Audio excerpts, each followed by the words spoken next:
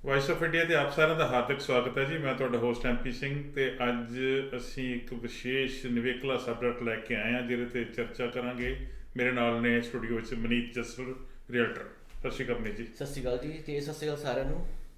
ਮਨੀਤ ਜੀ, ਤੁਸੀਂ ਰੀਅਲਟਰ ਹੋ ਹਾਂਜੀ ਤੇ ਤੁਸੀਂ ਲੋਕਾਂ ਨੂੰ ਘਰ ਖਰੀਦ ਕੇ ਦਿੰਦੇ ਹੋ ਜਾਂ ਉਹਨਾਂ ਦੇ ਘਰ ਵੇਚਦੇ ਵੀ ਹੋ। ਜੀ ਅਸੀਂ ਘਰ ਖਰੀਦਣ ਵਾਲਿਆਂ ਬਾਰੇ ਗੱਲ ਕਰਾਂਗੇ। ਤੁਸੀਂ ਲੋਕਾਂ ਦੀ ਹੈਲਪ ਕਰਦੇ ਹੋ ਘਰ ਬਾਏ ਕਰਨ ਵਾਸਤੇ, ਹਾਂਜੀ। ਠੀਕ ਹੈ ਜੀ। ਹਾਊਸ ਹੰਟਿੰਗ ਹੈ ਜੀ, ਜਿਹਨੂੰ ਕਹਿੰਦੇ ਹਾਂਜੀ, ਜਿਹਨੂੰ ਕਹਿੰਦੇ। ਇਹ ਕੀ ਵੈਸੇ ਹੁੰਦਾ ਜੀ? ਇੱਕ ਕਿਸੇ ਫੈਮਿਲੀ ਨੇ ਘਰ ਬਾਏ ਕਰਨਾ ਹੈਗਾ, ਹਾਂਜੀ। ਉਹਨੂੰ ਕਿਹੜੀਆਂ ਗੱਲਾਂ ਦੀ ਲੋੜ ਹੁੰਦੀ ਹੈ ਜਿਹਦੇ ਵਾਸਤੇ ਤੁਹਾਨੂੰ ਹੈਲਪ ਕਰਨੀ ਚਾਹੀਦੀ? ਦੇਖੋ, ਇੱਕ ਤਾਂ ਸਭ ਤੋਂ ਜਿਹੜੀ ਇੰਪੋਰਟੈਂਟ ਚੀਜ਼ ਹੈਗੀ ਇੱਥੇ ਜੋ ਮੈਂ ਦੇਖਿਆ ਹੈਗਾ ਕਿ ਬਾਇਰ ਜਿਹੜੇ ਸਪੈਸ਼ਲੀ ਫਸਟ ਟਾਈਮ ਬਾਇਰ ਹੁੰਦੇ ਹੈਗੇ ਹੋਮ ਬਾਇਰ, ਉਹਨਾਂ ਨੂੰ ਇਹ ਨਹੀਂ ਪਤਾ ਕਿ ਜਿਹੜੇ ਰੀਅਲਟਰ ਨਾਲ ਉਹ ਜਾ ਰਹੇ ਹੈਗੇ ਆ ਉਹਨਾਂ ਦੀ ਸਰਵਿਸ ਫ੍ਰੀ ਮਿਲਦੀ ਹੈਗੀ ਹੈ ਬਾਇਰਸ ਨੂੰ। ਬਾਇਰਸ ਨੂੰ ਸਰਵਿਸਿਜ਼ ਫ੍ਰੀ ਹੈ? ਫ੍ਰੀ ਹੈਗੀ ਹੈ। ਉਹ ਹਲੇ ਵੀ ਸੋਚਦੇ ਕਿ ਸ਼ਾਇਦ ਉਹਨਾਂ ਨੂੰ ਪੇ ਕਰਨਾ ਪੈਣਾ ਹੈ। ਠੀਕ ਹੈ, ਇਟਸ ਫ੍ਰੀ। ਠੀਕ ਹੈ, ਠੀਕ ਹੈ। ਇਟਸ ਲਾਈਕ ਤੁਸੀਂ ਡਾਕਟਰ ਕੋਲ ਜਾ ਰਹੇ ਹੈਗੇ ਤਾਂ ਆਪਣਾ ਫ੍ਰੀ ਇਲਾਜ ਕਰਵਾ ਰਹੇ ਹੈਗੇ, ਰਾਈਟ? ਉਹਨਾਂ ਨੂੰ ਇਹ ਨਹੀਂ ਪਤਾ, which is very important to know. ਉਸ ਤੋਂ ਇਲਾਵਾ ਜਦੋਂ ਘਰ ਲੈਣਾ ਹੈਗਾ, ਸਭ ਤੋਂ ਪਹਿਲਾਂ ਉਹਨਾਂ ਨੂੰ ਚਾਹੀਦਾ ਹੈਗਾ ਕਿ ਉਹ ਆਪਣਾ ਇੱਕ ਪ੍ਰੀ ਅਪਰੂਵਲ ਕਰਵਾਉਣ ਬੈਂਕ ਨਾਲ ਜਾਂ ਮੋਰਗੇਜ ਬ੍ਰੋਕਰ ਦੇ ਨਾਲ, ਤਾਂ ਕਿ ਉਹਨਾਂ ਨੂੰ ਆਪਣੀ ਬਾਇੰਗ ਪਾਵਰ ਦਾ ਪਤਾ ਚੱਲੇ। ਕਿੰਨੇ ਦਾ ਘਰ ਲੈ ਸਕਦੇ, ਕਿੰਨੇ ਦਾ ਕੈਪੈਸਿਟੀ ਕੀ ਹੈਗੀ ਹੈ, ਕੈਪੈਸਿਟੀ ਕੀ ਹੈਗੀ ਹੈ, ਕੀ ਬਜਟਿੰਗ ਉਹਨਾਂ ਦੀ ਹੈ ਨਾ। ਬਿਲਕੁਲ। ਕਈ ਵਾਰ ਉਹ ਸੋਚਦੇ ਅਸੀਂ ਯਾਰ 3 ਦਾ ਘਰ ਲੈ ਲਈਏ, 3 ਲੱਖ ਦਾ, ਬਟ ਬਾਅਦ ਤੋਂ ਪਤਾ ਚੱਲਦਾ ਕਿ ਉਹ 2 ਦਾ ਵੀ ਨਹੀਂ ਲੈ ਸਕਦੇ, ਮੇਬੀ 3 ਤੋਂ ਜ਼ਿਆਦਾ ਦਾ ਨਹੀਂ ਲੈ ਸਕਦੇ, ਜਾਂ ਫਿਰ ਉਹ 3 ਦਾ ਦੇਖਦੇ ਰਹਿੰਦੇ ਤੇ ਪਤਾ ਚੱਲਦਾ ਕਿ ਉਹ 5 ਦਾ ਵੀ ਲੈ ਸਕਦੇ। ਕੁਆਲੀਫਾਈ ਵੱਧ ਦੇ ਲਈ। ਐਗਜ਼ੈਕਟਲੀ। ਤਾਂ ਉਹ ਫਰਸਟ ਸਟੈਪ ਹੁੰਦਾ ਹੈਗਾ ਕਿ ਉਹ ਆਪਣੀ ਬਾਇੰਗ ਕੈਪੈਸਿਟੀ ਚੈੱਕ ਕਰਨ ਤੇ ਉਸ ਤੋਂ ਬਾਅਦ ਹਾਊਸ ਹੰਟਿੰਗ ਕਰਨ। ਠੀਕ ਹੈ। ਹਾਂਜੀ। ਕਈ ਵੈਸੇ ਤੁਸੀਂ ਵੀ ਇਸ ਪ੍ਰੋਫੈਸ਼ਨ 'ਚੋਂ ਜੀ, ਮਿਲਦਾ ਜੁਲਦਾ ਪ੍ਰੋਫੈਸ਼ਨ ਮੇਰਾ। ਹਾਂਜੀ। ਬਹੁਤ ਸਾਰੇ ਕਲਾਇੰਟ ਜਿਹੜੇ ਆ ਉਹ ਘਰ ਪਹਿਲਾਂ ਵੇਖ ਲੈਂਦੇ ਆ। ਬਿਲਕੁਲ। ਪਤਾ ਨਹੀਂ ਕਿਵੇਂ, ਵੈਸੇ ਹੁਣ ਤਾਂ ਰੀਅਲਟਰਸ ਜਿਹੜੇ ਹੈਗੇ ਜੀ ਉਹਨਾਂ ਨੂੰ ਗਾਈਡ ਕਰਦੇ ਆ। ਤੁਸੀਂ ਵੀ ਗਾਈਡ ਕਰਦੇ ਹੋਵੋਗੇ, ਜੀ ਜੀ, ਜਿਵੇਂ ਤੁਸੀਂ ਹੁਣੇ ਗੱਲ ਕਹੀ ਹੈ ਪਹਿਲਾਂ ਕਿ ਪਹਿਲਾਂ ਤੁਸੀਂ ਆਪਣੀ ਬਾਇੰਗ ਕੈਪੈਸਿਟੀ ਵੇਖ ਲਓ ਕਿੰਨੀ ਹੈ। ਬਿਲਕੁਲ। ਪ੍ਰੀ ਅਪਰੂਵਲ ਤੁਹਾਡੇ ਕੋਲ ਕਿੰਨੇ ਦੀ ਹੈਗੀ ਆ, ਉਸ ਤਰੀਕੇ ਦਾ ਹੀ ਉਨੀ ਵੈਲਿਊ ਦਾ ਉਨੀ ਕੀਮਤ ਦਾ ਹੀ ਘਰ ਵੇਖਿਆ ਜਾਵੇ। ਆਮ ਤੌਰ 'ਤੇ ਕਈ ਵਾਰੀ ਜਿਹੜੇ ਪੁਰਾਣੇ ਲੋਕ ਆਏ ਹੋਏ ਸਾਡੇ ਜੀ ਇੱਥੇ, ਕੋਈ 15 ਸਾਲ 20 ਸਾਲ 25 ਸਾਲ ਪਹਿਲਾਂ ਆਇਆ, ਉਹ ਕਹਿੰਦਾ ਯਾਰ ਘਰ ਤੁਸੀਂ ਇਹ ਕਰ ਲੈ ਲਓ ਬਸ। ਉਹਦੀ ਪ੍ਰਾਈਸ ਨਹੀਂ ਉਹ ਦੇਖਦੇ ਕਿੰਨੀ ਹੈਗੀ ਆ, ਤੇ ਨਾ ਇਹ ਵੇਖਦੇ ਕਿ ਜਿਹਨੂੰ ਅਸੀਂ ਇਹ ਰਿਕਮੈਂਡ ਕਰ ਰਹੇ ਹਾਂ ਉਹ ਇਹਨਾਂ ਦਾ ਘਰ ਬਾਏ ਕਰ ਸਕਦਾ ਕਿ ਨਹੀਂ ਕਰ ਸਕਦਾ। ਚਲੋ, ਇਹ ਤਾਂ ਇੱਕ ਹੋ ਗਿਆ ਕਿ ਫਾਈਨੈਂਸ਼ੀਅਲ ਆਸਪੈਕਟ ਹੈਗਾ ਘਰ ਬਾਏ ਕਰਨ ਵਾਸਤੇ। ਘਰ ਤੁਸੀਂ ਜਦੋਂ ਕਿਸੇ, ਫਾਰ ਐਗਜ਼ਾਮਪਲ ਮੈਂ ਤੁਹਾਡੇ ਕੋਲ ਆਉਣਾ ਜੀ, ਮੈਂ ਤੁਹਾਨੂੰ ਕਹਿੰਦਾ ਕਿ ਜੀ ਇਹ 3 ਲੱਖ ਜਾਂ 3.5 ਲੱਖ ਦਾ ਘਰ ਮੈਂ ਲੈ ਸਕਦਾ, ਮੇਰੀ ਬਾਇੰਗ ਕੈਪੈਸਿਟੀ ਹੈਗੀ ਜੀ। ਉਸ ਤੋਂ ਬਾਅਦ ਹੁੰਦਾ ਕਿ ਤੁਸੀਂ ਉਹਨਾਂ ਨੂੰ ਗਾਈਡ ਕਰਦੇ ਹੋ, ਉਹਨਾਂ ਦੇ ਮੁਤਾਬਕ ਉਹ ਕੀ ਪੁੱਛਦੇ ਹੋ ਉਹਨਾਂ ਨੂੰ ਤੁਸੀਂ? ਸਭ ਤੋਂ ਪਹਿਲਾਂ ਐਮਪੀ ਸਿੰਘ ਜਦੋਂ ਮੈਨੂੰ ਕਾਲ ਆਉਂਦੀ ਹੈਗੀ ਨਾ, ਕਈ ਵਾਰ ਕਹਿੰਦੇ ਕਿ ਮੈਂ ਉਹ ਘਰ ਦੇਖਣਾ ਹੈਗਾ, ਮੈਂ ਉਹਦੇ ਇੱਕਦਮ ਅਗੇਂਸਟ ਹੈਗਾ। ਮੈਂ ਕਹਿੰਦਾ ਕਿ ਪਹਿਲਾਂ ਮੈਨੂੰ ਮਿਲੋ, ਤੁਸੀਂ ਘਰ ਲੈਣਾ ਹੈਗਾ, ਉਹ ਲਾਈਫ ਦੀ ਸਭ ਤੋਂ ਮਹਿੰਗੀ ਇੱਕ ਇਨਵੈਸਟਮੈਂਟ ਹੁੰਦੀ ਹੈ। ਬਿਲਕੁਲ ਇੰਪੋਰਟੈਂਟ। ਯੈਸ। ਤਾਂ ਇਹ ਵੈਰੀ ਇੰਪੋਰਟੈਂਟ ਹੈਗਾ ਤੁਹਾਨੂੰ ਪਤਾ ਕਰਨ ਲਈ ਕਿ ਤੁਸੀਂ ਜਿਹਦੇ ਨਾਲ ਡੀਲ ਕਰਦੇ ਪਏ ਹੈਗੇ ਹੋ ਉਹ ਕੌਣ ਬੰਦਾ ਹੈਗਾ, ਉਹਦਾ ਸੈਲਿੰਗ ਜਾਂ ਬਾਇੰਗ ਸਿਸਟਮ ਕੀ ਹੈਗਾ। ਸੈਕਿੰਡ ਥਿੰਗ, ਮੈਂ ਵੀ ਉਹਨਾਂ ਨੂੰ ਮਿਲਣਾ ਹੈਗਾ ਕਿ ਮੈਂ ਪਤਾ ਕਰਾਂ ਕਿ ਉਹਨਾਂ ਦੀ ਨੀਡਸ ਕੀ ਹੈਗੇ ਨੇ, ਉਹ ਘਰ ਵਿੱਚ ਕੀ ਚਾਹੁੰਦੇ ਹੈਗੇ ਆ। ਠੀਕ ਹੈ। ਕਈ ਵਾਰ ਕੀ ਹੁੰਦਾ ਕਿ ਫੈਮਿਲੀ ਘਰ ਵਿੱਚ ਜਾਊਗੀ, ਕਿਚਨ ਬਹੁਤ ਸੋਹਣੀ ਹੈਗੀ ਹੈ ਜਾਂ ਫਿਰ ਬਾਥਰੂਮ ਬਹੁਤ ਸੋਹਣੇ ਹੈਗੇ ਆ, ਦੇ ਵਿਲ ਸੇ ਕਿ ਚਲੋ ਇਹ ਘਰ ਲੈ ਲਈਏ, ਬਟ ਬਾਅਦ ਚੋਂ ਉਹਨਾਂ ਨੂੰ ਪਤਾ ਚੱਲਦਾ ਯਾਰ ਸਾਨੂੰ ਤਾਂ ਐਕਚੁਅਲੀ ਬੰਗਲੋ ਚਾਹੀਦਾ ਸੀਗਾ, ਕਿਉਂਕਿ ਸਾਡੇ ਘਰੇ ਬਜ਼ੁਰਗ ਵੀ ਹੈਗੇ ਆ, ਅਸੀਂ 2 ਸਟੋਰੀ ਲੈ ਲਿਆ ਜਸਟ ਕਿਉਂਕਿ ਇਹਦਾ ਪੇਂਟ ਸੋਹਣਾ ਸੀਗਾ ਜਾਂ ਫਿਰ ਅਪੀਲਿੰਗ ਸੀਗਾ, ਲੋਕੇਸ਼ਨ ਵਾਈਜ਼ ਦੇਖ ਲਿਆ। ਬਿਲਕੁਲ। ਜਦੋਂ ਮੈਂ ਮਿਲਦਾ ਉਹਨਾਂ ਨੂੰ, ਮੈਂ ਪਹਿਲਾਂ ਉਹਨਾਂ ਦੀ ਨੀਡਸ ਦੇਖਦਾ ਕਿ ਉਹ ਕੀ ਚਾਹੁੰਦੇ ਕੀ ਹੈਗੇ ਆ, ਬਜਟ ਕੀ ਹੈਗਾ ਤੇ ਏਰੀਆ ਕਿਹੜਾ ਚਾਹੀਦਾ ਹੈਗਾ ਉਹਨੂੰ। Then I start house hunting for them। ਇੱਕ ਕਲਾਇੰਟ ਜਿਹੜਾ ਤੁਹਾਡੇ ਕੋਲ ਆਉਂਦਾ, ਉਹਨੂੰ ਆਪਦੀ ਰਿਕੁਆਇਰਮੈਂਟ ਕਿਵੇਂ ਦੱਸਣੀਆਂ ਚਾਹੀਦੀਆਂ? ਮੇਰਾ ਫੈਮਿਲੀ ਜਿਹੜਾ ਹੈਗਾ ਉਹ ਕੀ ਹੈ, ਫੈਮਿਲੀ ਬੱਚੇ ਛੋਟੇ ਆ ਵੱਡੇ ਆ, ਪੇਰੈਂਟਸ ਹੈਗੇ ਨਾਲ, ਜਾਂ ਮੈਨੂੰ ਬੇਸਮੈਂਟ ਫਿਨਿਸ਼ਡ ਵਾਲਾ ਘਰ ਚਾਹੀਦਾ, ਜਾਂ ਮੈਨੂੰ ਅਟੈਚਡ ਜਿਹੜੀ ਗਰਾਜ ਚਾਹੀਦੀ ਆ, ਜਾਂ ਨਾ ਵੀ ਹੋਵੇ ਤਾਂ ਚੱਲ ਜਾਏਗਾ, ਕੋਈ ਇਸ ਤਰ੍ਹਾਂ ਦੀ ਵੀ ਹੁੰਦੀ ਹੈ ਨਾ। ਇਹ ਸਾਰਾ ਕੁਝ ਤੁਸੀਂ ਪਹਿਲਾਂ ਪੁੱਛ ਲੈਂਦੇ ਹੋ ਜੇ ਸਾਰਾ ਕੁਝ ਦੱਸਣਾ ਚਾਹੀਦਾ ਹੋਣਾ ਚਾਹੀਦਾ ਹੈਗਾ। ਇੱਕ ਓਰੀਐਂਟੇਸ਼ਨ ਹੁੰਦੀ ਹੈਗੀ ਮੇਰੀ ਕਲਾਇੰਟ ਦੇ ਨਾਲ ਜੋ ਮੈਂ ਹਮੇਸ਼ਾ ਪ੍ਰੈਫਰ ਕਰਦਾ ਹੈਗਾ। ਮੈਂ is like a doctor, right? ਤੁਸੀਂ ਦੱਸੋਗੇ ਕਿ ਤੁਹਾਨੂੰ ਕੀ ਬਿਮਾਰੀ ਹੈ, ਕਿੱਥੇ ਦਰਦ ਹੋ ਰਹੀ ਹੈਗੀ ਹੈ, ਮੈਂ ਰਾਈਟ ਇਲਾਜ ਕਰ ਦਊਂਗਾ। ਉਸ ਤਰੀਕੇ ਨਾਲ ਤੁਸੀਂ ਉਹਨਾਂ ਨੂੰ ਗਾਈਡ ਕਰ ਸਕੋ। ਬਿਲਕੁਲ, ਯੈਸ। ਤੇ ਕਿਉਂਕਿ ਸਾਡੀ ਜਿਹੜੀ ਖੁਆਇਸ਼ ਹੁੰਦੀ ਹੈਗੀ ਉਹਦੀ ਕੋਈ ਲਿਮਿਟ ਨਹੀਂ ਹੈ, ਹਰ ਕੋਈ ਚਾਹੂਗਾ ਮੈਨੂੰ ਉਹ ਵੱਡਾ ਘਰ ਮਿਲੇ, ਅਟੈਚ ਗਰਾਜ ਵੀ ਮਿਲੇ, ਬਟ ਐਜ਼ ਅ ਰੀਅਲਟਰ ਮੇਰੀ ਜੌਬ ਹੁੰਦੀ ਕਿ ਮੈਨੂੰ ਗਾਈਡ ਕਰਾਂ ਕਿ ਇਸ ਪ੍ਰਾਈਸ ਰੇਂਜ ਦੇ ਵਿੱਚ ਤੁਹਾਨੂੰ ਇਹ ਬੈਡ ਚੀਜ਼ਾਂ ਮਿਲਣਗੀਆਂ ਤੇ ਇਹ ਬੈਡ ਡੀਲ ਹੈਗੀ। ਹਾਂਜੀ, ਇਹ ਕਈ ਵਾਰੀ ਇਸ ਤਰ੍ਹਾਂ ਹੁੰਦਾ ਕਿ ਮਾਰਕੀਟ ਜਿਵੇਂ ਅੱਜ ਕੱਲ੍ਹ ਹੈ ਜੀ, ਪਿਛਲੇ COVID-19 ਦੇ ਜਿਹੜੀ ਇਫੈਕਟ ਸੀਗੇ ਉਹ 'ਚ ਲੱਗਦਾ ਸੀਗਾ ਲੋਕਾਂ ਨੇ ਤਾਂ ਘਰ ਬਾਏ ਕਰਨਾ ਹੀ ਨਹੀਂ, ਬਿਲਕੁਲ, ਪਰ ਹੋਇਆ ਉਲਟਾ ਹੋ ਗਿਆ, ਬਾਇਰ ਬਹੁਤ ਜ਼ਿਆਦਾ ਆ ਗਏ ਜੀ, ਸੈਲਰ ਘੱਟ, ਮਾਰਕੀਟ ਦੇ ਵਿੱਚ ਇਨਵੈਂਟਰੀ ਹੈ ਨਹੀਂ, ਪ੍ਰਾਈਸਿਸ ਬਹੁਤ ਹਾਈ ਹੋ ਗਈਆਂ। ਉਦੋਂ ਫਿਰ ਜਦੋਂ ਬਜਟ ਹਿੱਲ ਜਾਂਦਾ ਲੋਕਾਂ ਦਾ, ਫਿਰ ਤੁਸੀਂ ਉਹਨਾਂ ਨੂੰ ਨੈਚੁਰਲੀ ਗਾਈਡ ਕਰੋਗੇ ਵੀ ਆਪਦੇ ਬਜਟ ਵਿੱਚ ਹੀ ਰਹਿਣਾ ਪੈਣਾ ਤੁਹਾਨੂੰ, ਤਾਂ ਸੋਲੂਸ਼ਨ ਤਾਂ ਹੋਰ ਕੋਈ ਆਲਟਰਨੇਟਿਵ ਤਾਂ ਹੈ ਹੀ ਨਹੀਂ। ਬਿਲਕੁਲ, ਕਲਾਇੰਟਸ ਜਿਹੜੇ ਹੈਗੇ ਜੋ ਜਿਵੇਂ ਉਹ ਪਹਿਲਾਂ ਸੋਚਦੇ ਸੀਗੇ ਹੁਣ ਵੀ ਸੇਮ ਹੀ ਸੋਚਦੇ ਹੈਗੇ ਆ। ਕੋਈ ਸਿਚੁਏਸ਼ਨ ਉਹਨਾਂ ਦੀ ਸੋਚ ਨੂੰ ਚੇਂਜ ਨਹੀਂ ਕਰ ਸਕਦੀ। ਹੁਣ ਐਜ਼ ਅ ਪ੍ਰੋਫੈਸ਼ਨਲ ਸਾਨੂੰ ਉਹਨੂੰ ਗਾਈਡ ਕਰਨਾ ਪੈਂਦਾ। ਲੈਟਸ ਸੇ ਕਿਸੇ ਨੇ ਘਰ ਲਿਆ ਹੈਗਾ 4.5 ਲੱਖ ਦਾ ਅੱਜ ਤੋਂ 4 ਮਹੀਨੇ ਪਹਿਲਾਂ, ਹੁਣ ਉਹਦਾ ਫਰੈਂਡ ਲੈਣਾ ਚਾਹੁੰਦਾ ਹੈਗਾ, ਉਹ ਵੀ ਸੇਮ ਘਰ 4.5 ਦਾ ਲੱਗੂਗਾ, ਉਹਨੇ ਤਾਂ ਲੱਭਣ ਦੀ ਕੋਸ਼ਿਸ਼ ਕਰਦੇ ਹੈਗੇ ਆ। ਈਵਨ ਦੋ ਪ੍ਰਾਈਸ ਵਿੱਚ $56,000 ਦਾ ਫਰਕ ਪਿਆ ਹੈਗਾ, ਉਹ ਹਾਲੇ ਵੀ ਸੋਚਦੇ ਆ ਕਿ ਨਹੀਂ ਇਹ ਮਿਲੂਗਾ, ਤੇ ਉਹ ਵੇਟ ਵੀ ਕਰਦੇ ਹੈਗੇ ਆ। ਮੇਰੇ ਇੱਦਾਂ ਕੋਈ ਕਲਾਇੰਟ ਹੈਗੇ ਜੋ ਮੇਰੇ ਨਾਲ ਜੁੜੇ ਸੀਗੇ ਅੱਜ ਤੋਂ 6 ਮਹੀਨੇ ਪਹਿਲਾਂ, within that range price almost 1 lakh cross ਕਰ ਚੁੱਕਿਆ, ਤੇ ਉਹਨਾਂ ਨੇ ਘਰ ਨਹੀਂ ਲਿਆ ਬਿਕਾਜ਼ ਉਸ ਟਾਈਮ ਉਹ ਵੇਟ ਕਰਦੇ ਸੀਗੇ, ਹੁਣ ਉਹ ਚੀਜ਼ ਹੈ ਨਹੀਂ। ਇਹਦਾ ਮਤਲਬ ਵੇਟ ਕਰਨਾ ਵੀ ਨਹੀਂ, ਤੁਸੀਂ ਫਿਰ ਸੁਜੈਸਟ ਇਹ ਕਰਦੇ ਵੀ ਜਦੋਂ ਤੁਸੀਂ ਮਨ ਬਣਾ ਲਿਆ ਫਿਰ ਇਮੀਡੀਏਟਲੀ ਯੂ ਹੈਵ ਟੂ, ਕਿਉਂਕਿ ਪਤਾ ਕੀ ਹੈਗਾ, ਕਈ ਲੋਕੀ ਕਹਿੰਦੇ ਕਿ ਚਲੋ ਹੋਰ ਵੇਟ ਕਰੀਏ, ਕੀ ਪਤਾ ਕੋਈ ਅੱਛਾ ਆ ਜਾਊਗਾ, ਲੇਕਿਨ ਜੋ ਚੰਗਾ ਆਊਗਾ ਉਹਦੇ ਬਾਹਰ ਵੀ ਬਹੁਤ ਨਿਕਲੂਗੇ। ਉਹ ਤਾਂ ਸੇਮ ਸਾਡੇ ਮਾਰਕੀਟ 'ਚ ਵੀ ਇਸ ਤਰ੍ਹਾਂ ਹੀ ਹੁੰਦੇ, ਐਗਜ਼ੈਕਟਲੀ ਸੇਮ ਥਿੰਗ। ਕੋਈ ਜਦੋਂ ਪੁੱਛਦਾ ਪਲੈਨਿੰਗ ਕਰਦੇ ਆ ਤਾਂ ਪੁੱਛਦੇ ਕੀ ਰੇਟ ਹੈ, ਅਸੀਂ ਦੱਸਦੇ ਜੀ 1.59 ਆ, ਫਿਰ ਉਹ ਕਹਿੰਦੇ ਜੀ ਅਸੀਂ ਫਾਈਨਲੀ ਡਿਸਾਈਡ ਕਰ ਲਿਆ, ਉਹ 2 ਮਹੀਨੇ ਲੰਘ ਜਾਂਦੇ ਆ, ਉਹ ਤਾਂ ਰੇਟ ਜਿਹੜਾ 199 ਹੋ ਚੁੱਕਾ ਹੁੰਦਾ, ਉਹ ਕਹਿੰਦੇ ਜੀ ਤੁਸੀਂ ਤਾਂ ਉਦੋਂ 1.959 ਕਿਹਾ ਸੀਗਾ, ਹੁਣ ਕਿੱਦਾਂ ਵੱਧ ਗਿਆ, ਉਹ ਫਿਰ ਤੁਹਾਨੂੰ ਫੜਦੇ ਆ ਕੇ, ਉਹ ਫਿਰ ਸਾਨੂੰ ਦੱਸਣਾ ਐਕਸਪਲੇਨ ਕਰਨਾ ਪੈਂਦਾ, ਬੜਾ ਔਖਾ ਜਿਹਾ ਲੱਗਦਾ। ਇੱਕ ਬਾਇਰ ਨੂੰ ਘਰ ਪਸੰਦ ਕਰਨ ਵਾਸਤੇ ਕਿਹਨਾਂ ਗੱਲਾਂ ਦਾ ਹੋਰ ਧਿਆਨ ਰੱਖਣਾ ਚਾਹੀਦਾ? ਸਭ ਤੋਂ ਪਹਿਲੀ ਚੀਜ਼ ਹੈਗੀ ਕਿ ਲੋਕੇਸ਼ਨ। ਕਈ ਵਾਰ ਬਾਹਰ ਜਿਹੜੇ ਹੁੰਦੇ ਹੈਗੇ ਉਹ ਪ੍ਰਾਈਸ ਕੰਪੇਅਰ ਕਰਦੇ ਹੈਗੇ ਆ ਡਿਫਰੈਂਟ ਲੋਕੇਸ਼ਨ ਦੇ ਨਾਲ, ਵਿਚ ਇਜ਼ ਨਾਟ ਰਾਈਟ। ਇੱਕ ਘਰ ਜਿਹੜਾ ਮੇਪਲ ਵਿੱਚ ਐਕਸ ਅਮਾਊਂਟ ਦਾ ਮਿਲਦਾ ਹੈਗਾ, ਉਹ ਸਾਊਥ ਵਿੱਚ ਡਿਫਰੈਂਟ ਪ੍ਰਾਈਸ ਦਾ ਹੋਊਗਾ, ਆਫ ਕੋਰਸ, ਰਾਈਟ। ਉਹੀ ਘਰ ਈਕੇ ਵਿੱਚ ਡਿਫਰੈਂਟ ਪ੍ਰਾਈਸ ਦਾ ਹੋਊਗਾ, ਈਸਟ ਵਿੱਚ ਵੱਖਰਾ ਹੋ ਸਕਦਾ, ਵੈਸਟ ਵਿੱਚ ਵੱਖਰਾ ਰੇਟ ਹੋ ਸਕਦਾ। ਸੈਕਿੰਡ ਚੀਜ਼ ਹੁੰਦੀ ਹੈਗੀ ਨਵਾਂ ਵਰਸਸ ਪੁਰਾਣਾ। ਜਦੋਂ ਮੇਰੀ ਓਰੀਐਂਟੇਸ਼ਨ ਹੁੰਦੀ ਹੈਗੀ ਕਿਸੇ ਵੀ ਕਲਾਇੰਟ ਦੇ ਨਾਲ, ਮੈਂ ਬਹਿ ਕੇ ਉਹਨਾਂ ਨੂੰ ਇਹੀ ਸਮਝਾਉਂਦਾ ਕਿ ਨਵੇਂ ਵਿੱਚ ਕੀ ਪ੍ਰੋਜ਼ ਐਂਡ ਕੌਨਸ ਹੋਊਗੇ, ਉਹਦਾ ਕੀ ਫਾਇਦਾ ਹੈਗਾ, ਕੀ ਨੁਕਸਾਨ ਹੈਗਾ, ਨਵੇਂ ਦਾ ਕੀ ਫਾਇਦਾ ਤੇ ਕੀ ਨੁਕਸਾਨ ਹੈਗਾ।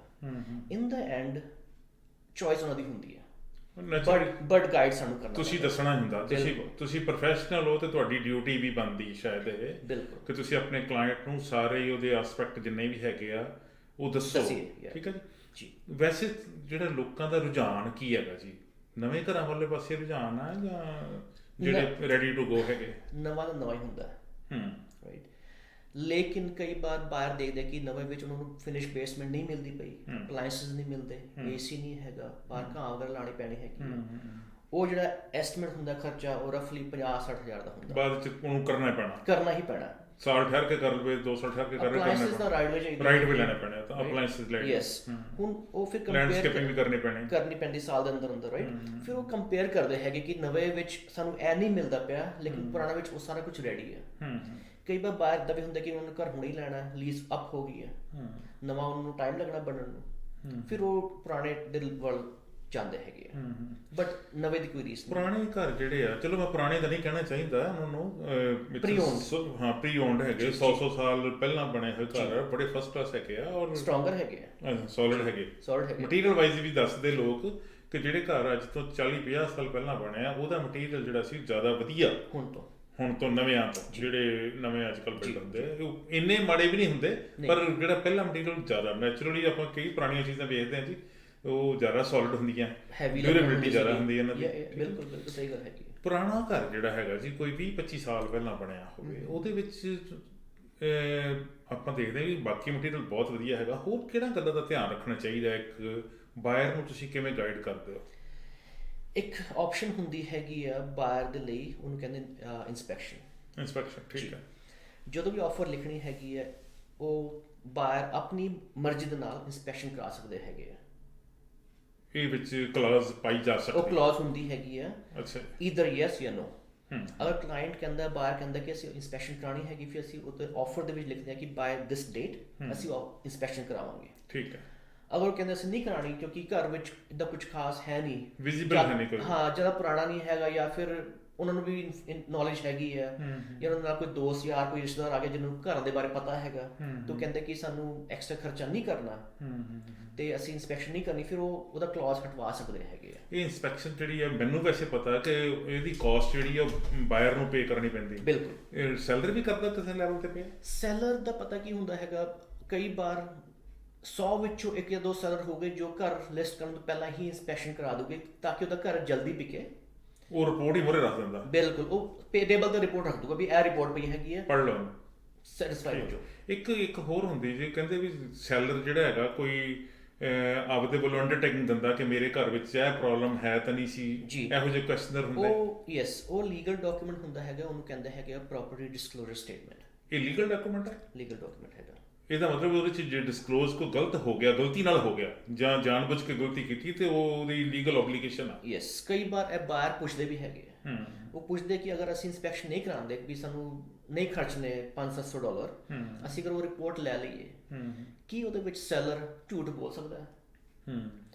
ਹੁਣ ਹੁੰਦਾ ਕੀ ਹੈਗਾ, ਲੈਟਸ ਸੇ ਕਿ ਕੋਈ ਕੁਐਸਚਨ ਹੈਗਾ ਉਹਦੇ ਵਿੱਚ ਰੂਫ ਲੀਕੇਜ ਦਾ, ਉਹ 'ਚ ਲਿਖਿਆ ਹੋਊਗਾ ਕਿ ਤੁਸੀਂ ਰੂਫ ਲੀਕੇਜ ਤਾਂ ਨਹੀਂ ਦੇਖੀ ਆਪਣੇ ਘਰ ਦੇ ਵਿੱਚ ਸੈਲਰ ਨੂੰ, ਤੇ ਸੈਲਰ ਨੇ ਕਹਿਤਾ ਨਹੀਂ, ਤੇ ਬਾਹਰ ਨੇ ਵਿਸ਼ਵਾਸ ਕਰਕੇ ਘਰ ਲੈ ਲਿਆ। ਹੁਣ ਅਗਲੇ ਸਾਲ ਮੀਂਹ ਪਿਆ ਤੇ ਆਫ ਕੋਰਸ ਰੂਫ ਲੀਕੇਜ ਹੋ ਗਈ। ਹੁਣ ਤਾਂ ਘਰ ਉਹਨਾਂ ਦਾ ਹੈਗਾ, ਉਹਨੂੰ ਕੰਮ ਕਰਾਉਣਾ ਪੈਣਾ। ਲੇਕਿਨ ਜਦੋਂ ਕੋਈ ਬੰਦਾ ਆਇਆ, ਸਪੈਸ਼ਲਿਸਟ ਆਇਆ ਘਰ ਦਾ ਰੂਫ ਚੈੱਕ ਕਰਨ ਦੇ ਲਈ, ਉਹਨੇ ਕਿਹਾ ਕਿ ਇੱਥੇ ਪਹਿਲਾਂ ਵੀ ਹੋਈ ਪਈ ਹੈ। ਉਸ ਬਿਨਾਂ ਤੇ ਪਹਿਲੀ ਵਾਰੀ ਨਹੀਂ ਹੋਈ, ਪਹਿਲਾਂ ਹੋਈ ਪਈ ਹੈਗੀ ਹੈ, ਕਿਉਂਕਿ ਇੱਕ ਵਾਰ ਅਗਰ ਰੂਫ ਲੀਕੇਜ ਹੋਗੀ, ਜਦ ਤੱਕ ਉਹਨੂੰ ਠੀਕ ਨਹੀਂ ਕਰਾਉਂਗੇ ਉਹ ਹਰ ਸਾਲ ਹੁੰਦੀ ਰਹੂਗੀ। ਬਿਲਕੁਲ ਰਾਈਟ।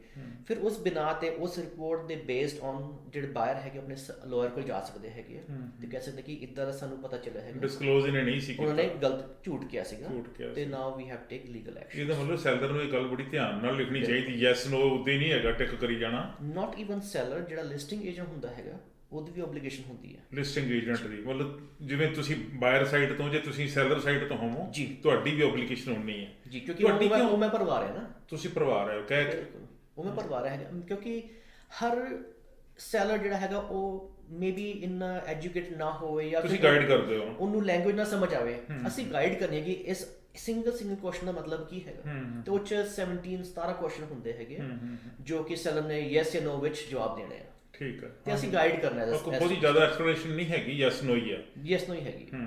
ਇੱਕ ਮੈਂ ਤੁਹਾਨੂੰ ਐਕਚੁਅਲੀ ਕੁਐਸਚਨ ਕੀ ਪੁੱਛਿਆ ਸੀ ਜੀ, 20-25 ਸਾਲ ਪੁਰਾਣਾ ਘਰ ਹੋਵੇ, ਬਣਿਆ ਪਹਿਲਾਂ 20-25 ਸਾਲ ਪਹਿਲਾਂ ਬਣਿਆ ਘਰ ਹੋਵੇ, ਉਹਦੇ 'ਚ ਕੀ ਵੇਖ ਲੈਣਾ ਚਾਹੀਦਾ? ਮੇਨ ਚੀਜ਼ ਜੋ ਹੁੰਦੀ ਹੈਗੀ ਉਹਦਾ ਇਲੈਕਟ੍ਰੀਕਲ ਹੋ ਗਿਆ, ਇਲੈਕਟ੍ਰੀਕਲ ਪੈਨਲ ਕਿੰਨਾ ਪੁਰਾਣਾ ਹੈਗਾ, ਉਹ 'ਚ ਕੋਈ ਅਪਡੇਟ ਹੋਏ ਕਿ ਨਹੀਂ ਹੋਏ। ਹੁਣ ਤਾਂ ਇੰਸ਼ੋਰੈਂਸ ਦੇ ਵਿੱਚ ਵੀ ਕਈ ਕੰਪਨੀਆਂ ਹੈਗੇ ਨੇ ਜੋ ਟਿਪੀਕਲੀ ਕੁਝ ਵਾਇਰਿੰਗ ਦੇਖਦੀ ਹੈਗੀ, ਉਸੇ ਘਰਾਂ ਨੂੰ ਉਹਨਾਂ ਨੇ ਇੰਸ਼ੋਰੈਂਸ ਕਰਨਾ, ਕਾਪਰ ਵਾਇਰ ਤੇ ਐਲੂਮੀਨੀਅਮ ਵਾਇਰ ਦੀ ਗੱਲ, ਉਹਦਾ ਫਰਕ ਹੁੰਦਾ ਹੈਗਾ। ਯੈਸ ਬਿਲਕੁਲ। ਐਂਪਸ ਵੀ ਦੇਖਦੇ ਆ, ਐਂਪ ਵੀ ਦੇਖਦੇ ਹੈਗੇ, ਉਹ ਹੁੰਦਾ ਹੈਗਾ। ਦੈਨ ਵਿੰਡੋਜ਼ ਪੁਰਾਣੇ ਹੋ ਜਾਂਦੀਆਂ ਨੇ, ਗਰਮੀਆਂ ਵਿੱਚ ਖੈਰ ਨਹੀਂ ਪਤਾ ਚੱਲਦਾ, ਠੰਡ ਵਿੱਚ ਉਹਦੇ ਵਿੱਚ ਫੌਗਨੈਸ ਜੀ ਆ ਜਾਊਗੀ, ਮੋਇਸਚਰ ਜਮ ਜਾਊਗਾ, ਰਾਈਟ। ਉਹ ਅਗਰ ਤੁਸੀਂ ਇੰਸਪੈਕਸ਼ਨ ਕਰਾਉਂਦੇ ਹੈਗੇ ਹੋ ਗਰਮੀਆਂ ਵਿੱਚ ਸਪੈਸ਼ਲੀ, ਉਹ ਪਤਾ ਚੱਲ ਜੂਗਾ ਇੰਸਪੈਕਟ ਨੂੰ, ਕਿਉਂਕਿ ਉਹਨਾਂ ਦੇ ਕੋਲ ਕੁਝ ਗੈਜਟਸ ਵਗੈਰਾ ਹੁੰਦੇ ਹੈਗੇ, ਉਹਦੇ ਨਾਲ ਉਹ ਸਾਰਾ ਚੈੱਕ ਕਰਦੇ ਹੈਗੇ ਆ। ਪਾਣੀ ਦਾ ਹੁੰਦਾ ਹੈਗਾ, ਪਾਣੀ ਦਾ ਥੱਲੇ ਪਾਣੀ ਨਾ ਆਇਆ ਬੇਸਮੈਂਟ ਦੇ ਵਿੱਚ, ਫਲੱਡਿੰਗ ਨਾ ਹੋਈ ਹੋਵੇ, ਫਲੱਡਿੰਗ ਹੋ ਜਾਂਦੀ ਹੈਗੀ ਹੈ ਡਿਊ ਟੂ ਰੇਨ ਵਾਟਰ ਹੋ ਗਿਆ, ਸੀਵਰ ਬੈਕਅਪ ਮਾਰ ਗਿਆ, ਉਹ ਸਭ ਹੋ ਜਾਂਦਾ ਹੈਗਾ। ਉਹ ਵੀ ਕੈਨੋਟ ਟੈਲ ਕਿ ਉੱਥੇ ਕੁਝ ਹੋਇਆ ਪਿਆ ਹੈ, ਬਟ ਜਦੋਂ ਇੰਸਪੈਕਟਰ ਨੇ ਆਉਣਾ ਹੈਗਾ ਜੋ ਕਿ ਸਪੈਸ਼ਲਾਈਜ਼ਡ ਹੈਗੇ ਇਨ ਫੀਲਡ ਦੇ ਵਿੱਚ, ਉਹਨੂੰ ਸਾਰਾ ਪਤਾ ਚੱਲਦਾ ਹੈ। ਤਾਂ ਇੰਨਾ ਚੀਜ਼ਾਂ ਦਾ ਜ਼ਿਆਦਾ ਖਿਆਲ ਹੁੰਦਾ ਹੈਗਾ। ਬਾਕੀ ਪੇਂਟ ਪੁਰਾਣਾ ਹੈਗਾ ਉਹ ਤਾਂ ਖੈਰ ਪੇਂਟ ਨਵਾਂ ਹੋ ਜਾਊਗਾ, ਕਿਚਨ ਨਹੀਂ ਪਸੰਦ ਉਹ ਕਿਚਨ ਚੇਂਜ ਹੋ ਜੂਗੀ, ਉਹ ਮਾਈਨਰ ਚੀਜ਼ਾਂ ਹੈਗੀਆਂ ਨੇ। ਜਿਹੜਾ ਘਰ ਵੇਚਣ ਵਾਲਾ ਜੀ ਸੈਲਰ ਹੈ ਜਾਂ ਸੈਲਿੰਗ ਏਜੰਟ ਹੈ, ਜਦੋਂ ਉਹ ਲਿਸਟ ਕਰਦਾ ਘਰ ਨੂੰ ਵੇਚਣ ਲਈ ਮਾਰਕੀਟ ਦੇ ਵਿੱਚ ਆਉਂਦਾ ਜੀ, ਤੇ ਉਹ ਬਹੁਤ ਸਾਰੀ ਜਿੰਨੇ ਵੀ ਉਹਨੇ ਅਪਗ੍ਰੇਡ ਕੀਤੇ ਹੁੰਦੇ ਉਹ ਲਿਖ ਦਿੰਦਾ। ਬਿਲਕੁਲ। ਜੇ ਨਹੀਂ ਲਿਖਦੇ ਤਾਂ ਕੀ ਮਤਲਬ? ਜਿਹੜਾ ਲਿਸਟਿੰਗ ਏਜੰਟ ਹੁੰਦਾ ਹੈਗਾ ਉਹਨੂੰ ਹਾਇਰ ਕੀਤਾ ਜਾਂਦਾ ਹੈ ਸੈਲਰ ਦੇ ਵੱਲੋਂ ਦੀ, ਆ ਕੇ ਮੇਰਾ ਘਰ ਵੇਚੋ। ਉਹਨੇ ਹੁਣ ਜਾਂ ਤਾਂ ਘਰ ਨੂੰ ਸਜਾਉਣਾ ਹੈ ਜਾਂ ਵਰਡਸ ਦੇ ਨਾਲ ਆਪਣੀ ਲਿਸਟਿੰਗ ਸਜਾਣੀ ਹੈ ਆਫ ਕੋਰਸ। ਪਲੱਸ ਉਹਦਾ ਇੱਕ ਡਿਊਟੀ ਵੀ ਹੁੰਦੀ ਹੈਗੀ ਜੋ ਘਰ ਵਿੱਚ ਅਪਗ੍ਰੇਡਸ ਹੈਗੇ ਉਹ ਬਾਕੀ ਨੂੰ ਪਤਾ ਚੱਲੇ। ਨੈਚੁਰਲ। ਹਾਂਜੀ। 10 ਘਰ ਲੱਗੇ ਹੋਏ ਆ ਇੱਕ ਮਾਰਕੀਟ ਦੇ ਵਿੱਚ। ਉਸ ਘਰ ਦੇ ਵਿੱਚ ਬੈਟਰ ਫਲੋਰਿੰਗ ਵੀ ਹੈਗੀ ਹੈ, ਬੈਟਰ ਕਿਚਨ ਵੀ ਹੈਗੀ ਹੈ, ਚੇਂਜ ਵੀ ਕੀਤਾ ਬੜਾ ਕੁਝ, ਵਿੰਡੋ ਚੇਂਜ ਕਰ ਲਈਆਂ, ਸ਼ਿੰਗਲਸ ਚੇਂਜ ਕਰ ਲਈਆਂ। ਜਦ ਤੱਕ ਉਹ ਲਿਖੂਗਾ ਨਹੀਂ ਬਾਇਰ ਨੂੰ ਜਾਂ ਦੂਜੇ ਏਜੰਟਸ ਨੂੰ ਪਤਾ ਨਹੀਂ ਚੱਲੂਗਾ, ਕਿਉਂਕਿ ਘਰ ਆ ਕੇ ਦੇਖੂਗੇ ਨਹੀਂ, ਪੜਨਾ ਪਹਿਲਾਂ ਹੁੰਦਾ ਸਾਰਾ ਕੁਝ, ਰਾਈਟ। ਕਈ ਵਾਰ ਤੁਸੀਂ ਲਿਸਟਿੰਗ ਵੇਖ ਕੇ ਖੁਸ਼ ਹੁੰਦੇ ਹੋ ਕਿ ਯਾਰ ਸਭ ਕੁਝ ਤਾਂ ਬਦਲਿਆ ਪਿਆ ਹੈਗਾ, ਚਲੋ ਜਾ ਕੇ ਵੇਖ ਹੀ ਲਈਏ। ਬਿਲਕੁਲ, ਜੇ ਕੁਝ ਲਿਖਿਆ ਹੀ ਨਾ ਹੋਵੇ ਫਿਰ ਸੋਚਦਾ ਬੰਦੇ ਨੇ ਇਹਨੇ ਕੀਤਾ ਹੀ ਨਹੀਂ ਹੋਣਾ, ਕੀਤਾ ਨਹੀਂ ਹੋਣਾ, ਤਾਂ ਹੀ ਲਿਖਿਆ ਨਹੀਂ ਹੈ। ਉਹ ਕਈ ਵਾਰੀ ਉਂਝ ਹੀ ਲਿਖਿਆ ਹੁੰਦਾ ਵੀ near to bus stand, near to store, ਇਹਦਾ ਮਤਲਬ ਹੋਰ ਕੁਝ ਨਹੀਂ ਹੈਗਾ। ਇਹੀ ਕੁਆਲਿਟੀ ਆ ਵੀ ਉਹ ਸਟੋਰ ਦੇ ਨੇੜੇ ਆ ਤੇ ਸਕੂਲ ਦੇ ਨੇੜੇ ਆ ਜਾਂ ਹਸਪੀਟਲ ਨੇੜੇ ਹੈਗਾ, ਇਸ ਤਰ੍ਹਾਂ ਦੀ ਗੱਲਾਂ। ਜੇ ਘਰ ਵਿੱਚ ਰੈਨੋਵੇਸ਼ਨ ਕੀਤੀ ਆ, ਮਾਈਨਰ ਵੀ ਕੀਤੀ, ਉਹਨੇ ਉਹ ਲਿਖੂਗੇ। ਠੀਕ ਹੈ ਜੀ। ਹੁਣ ਈਵਨ ਗਰਾਜ ਡੋਰ ਚੇਂਜ ਕੀਤਾ ਹੈ, ਉਹ ਵੀ ਉਹਨੇ ਲਿਖ ਦੇਣਾ ਕਿ ਗਰਾਜ ਡੋਰ ਜਿਹੜਾ ਜੀ ਮੈਂ ਰੀਸੈਂਟਲੀ ਬਦਲਿਆ। ਉਹਦੇ ਨਾਲ ਇੱਕ ਤਾਂ ਸੈਲਰ ਨੂੰ ਬੈਨੀਫਿਟ ਮਿਲਦਾ, ਉਹਨੂੰ ਬੈਟਰ ਵੈਲਿਊ ਮਿਲਦੀ ਘਰ ਦੀ। ਸੈਕਿੰਡ, ਉਹਦੇ ਨਾਲ ਨਾ ਬਾਇਰ ਜਿਹੜਾ ਹੁੰਦਾ, ਜਿਹਨੇ ਘਰ ਲੈਣਾ ਹੈਗਾ, ਉਹਦਾ ਵੀ ਕੁਝ ਬੂਸਟਅਪ ਹੁੰਦਾ। ਹਾਂ, ਅਸੀਂ ਜਿਹੜਾ ਘਰ ਦੇਖਣ ਜਾ ਰਹੇ ਹੈਗੇ ਉਹ 'ਚ ਇਹ ਚੀਜ਼ ਨਵੀਂ ਲੱਗੀਆਂ ਹੋਈਆਂ, ਸਾਨੂੰ ਖਰਚਾ ਨੈਕਸਟ ਕਰਨ ਦੀ ਲੋੜ ਨਹੀਂ ਪੈਣੀ, ਛੇਤੀ ਨਹੀਂ ਲੋੜ ਪੈਣੀ, 5-7 ਸਾਲ ਲੰਘ ਜਾਣੇ ਸੌਖੇ ਆਰਾਮ ਨਾਲ, ਫਿਰ ਦੇਖੀ ਜਾਏਗੀ। ਦੋਨੋਂ ਪਾਰਟੀਆਂ ਨੂੰ ਬੈਨੀਫਿਟ ਹੁੰਦਾ ਹੈ। ਕਈ ਵਾਰੀ ਘਰ ਹੁੰਦਾ ਜੀ ਕਿਸੇ ਇਹੋ ਜਿਹੇ ਏਰੀਏ ਵਿੱਚ, ਜਦੋਂ ਉਹਨਾਂ ਨੇ ਕੋਈ 20-25-30 ਸਾਲ ਪਹਿਲਾਂ ਬਾਏ ਕੀਤਾ, ਉਸ ਤੋਂ ਬਾਅਦ ਉਹਨੇ ਰੈਨੋਵੇਟ ਕਰ ਲਿਆ, ਉਸ ਏਰੀਏ 'ਚ ਜਿਹੜੇ ਘਰ ਹੋਰ ਹੈਗੇ ਆ ਉਹਨਾਂ ਦੀ ਸਿਟੀ ਵੈਲਿਊ ਘੱਟ ਹੈ। ਫਾਰ ਐਗਜ਼ਾਮਪਲ ਕਿਸੇ ਦੀ 3.25 ਲੱਖ ਦੀ ਵੈਲਿਊ ਹੈਗੀ ਆ, ਪਰ ਜਿਹੜੇ ਸੈਲਰ ਨੇ ਘਰ ਹੁਣ ਲਿਸਟ ਕੀਤਾ, ਉਹ ਕਹਿੰਦਾ ਜੀ ਮੈਂ ਤਾਂ 390 ਲੈਣਾ ਜੀ। ਉਹਨੂੰ ਪੁੱਛਦੇ ਤੂੰ 390 ਕਿਉਂ ਲੈਣਾ, ਵੀ ਤੇਰੇ ਆਲੇ ਦੁਆਲੇ ਘਰ ਤਾਂ ਜਿਹੜੇ ਉਹ 325-30 ਦੇ ਹੈਗੇ। ਉਹ ਫਿਰ ਦੱਸਦਾ ਕਿ ਮੈਂ ਇਹ ਚੀਜ਼ਾਂ ਜਿਹੜੀਆਂ ਉਹ ਜਸਟੀਫਾਈ ਕਰਦਾ ਹੈਗਾ, ਤਾਂ ਹੀ ਉਹ ਰੇਟ ਉਹਦਾ ਵੱਧ ਹੁੰਦਾ, ਨਹੀਂ ਅਦਰਵਾਈਜ਼ ਤਾਂ ਹੋ ਹੀ ਨਹੀਂ ਸਕਦਾ।